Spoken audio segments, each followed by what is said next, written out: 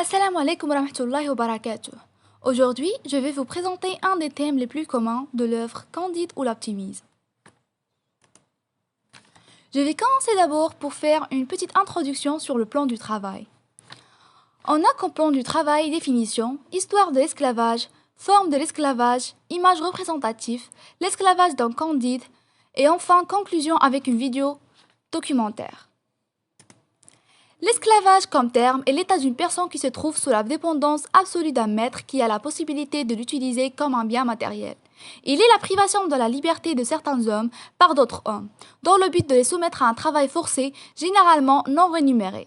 Juridiquement, l'esclavage est considéré comme la propriété de son maître. À ce titre, il peut être acheté, loué ou vendu comme un objet. Par extension, le terme esclavage désigne un système socio-économique qui est fondé sur le maintien et l'exploitation de personnes dans cette condition et qui constitue une classe d'esclaves. La traite des esclaves est le commerce d'individus préalablement privés de liberté. Passons à l'histoire de l'esclavage. L'esclavage a été une pratique fréquentée au cours de l'histoire et chez de nombreux peuples égyptiens, romains, Moyen-Orient, Afrique, Chine, États-Unis, colonies occidentales. Entre le XVIe siècle au XXe siècle, la traite qui a apporté d'Afrique noire plusieurs millions d'esclaves a permis un développement rapide du Nouveau Monde et des économies européennes, grâce à une main-d'œuvre convenable et bon marché. Le commerce triangulaire débute au XVIe siècle, dès la découverte de l'Amérique du Sud par Christophe Colomb en 1492.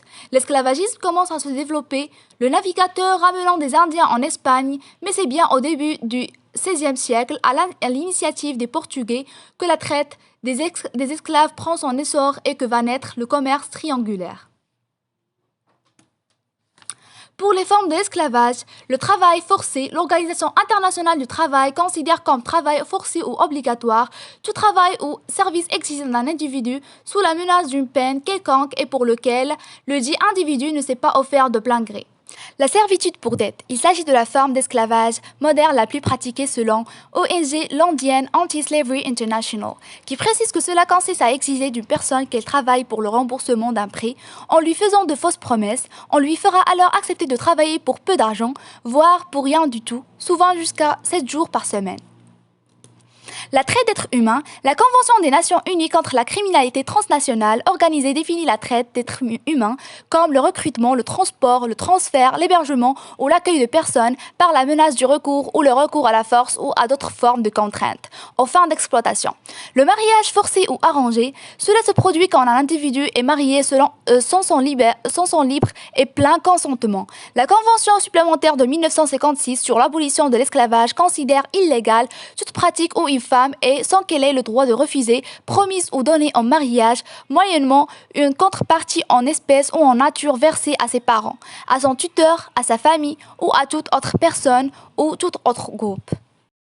Voici des images représentatives qui représentent une des formes de l'esclavage. On ne peut pas terminer notre présentation sans parler de l'esclavage dans l'œuvre de Candide. L'esclavage dans Candide, Voltaire dénonce l'esclavage notamment à travers le personnage du nègre de Suriname, dans le chapitre 19. C'est l'exemple même de l'atteinte aux droits de l'homme et à la liberté qui est exposé dans ce chapitre. De plus, la rencontre de Candide avec le nègre après avoir quitté l'Eldorado constitue un retour brutal à la réalité. Le Code noir a été conçu pour donner un cadre juridique à l'esclavage. Le Code noir fait des esclaves des êtres meubles. Nous verrons que les philosophes des Lumières combattent cette pratique. Pourquoi Voltaire dénonça l'esclavage? Parce que l'esclavage est un traitement dégradant, dégradation sur le plan social, l'esclavage est la propriété d'un autre homme, dégradation sur le plan moral et spirituel, la langue, la religion.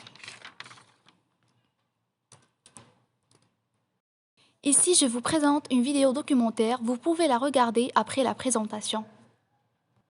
Enfin, conclusion.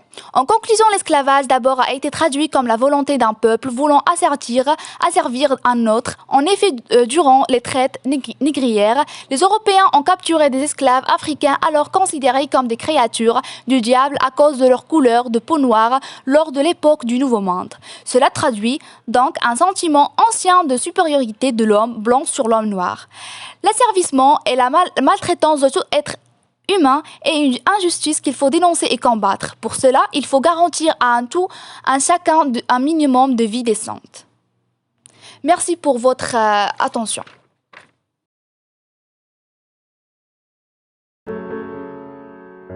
Le 13 mai 1888 à Rio, après le vote du texte au Sénat, la princesse régente de l'Empire du Brésil en l'absence de l'empereur signe la loi dite d'or qui accorde la liberté immédiate et sans restriction à tous les esclaves du pays.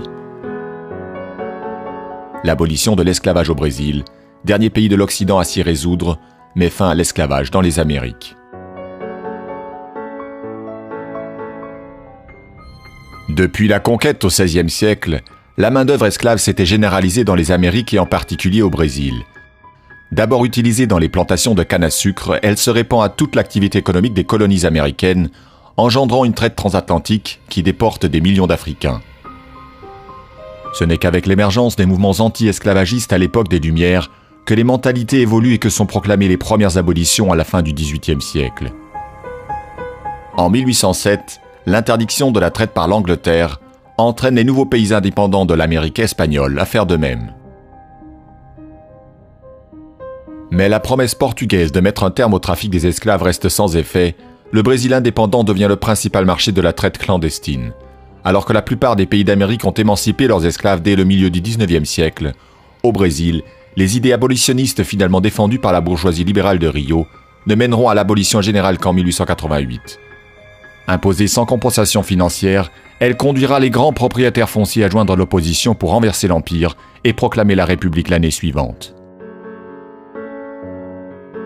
Il faudra finalement attendre le régime autoritaire de Getúlio Vargas dans les années 30 pour que l'apologie du métissage et le mythe de la démocratie raciale deviennent constitutifs de l'identité brésilienne.